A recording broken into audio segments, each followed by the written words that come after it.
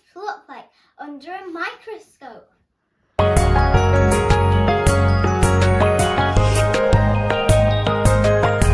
Leo, are you smart? Yeah, I think so. Well, have you ever wondered what crisps look like under a microscope? No, Mia, if you look under a microscope, you'll see a whole new world of potato crisps. Okay, since we've got our microscope out, do you want to try it? Good idea.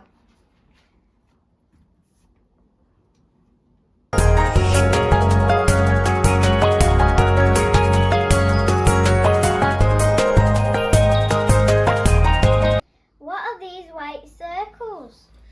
Those are starch granules. That is what makes potatoes so soft inside and crispy outside. So you're telling me starch is potato superpowers? Exactly. Do you see those oil droplets? Yeah. That is what makes potatoes so yummy.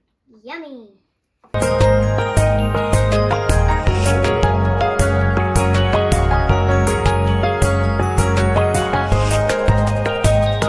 knew it could be so amazing looking under a microscope? The world under a microscope is surprising. What shall we look up next? Tell us down below in the comments. Subscribe down to our channel. Bye! Bye!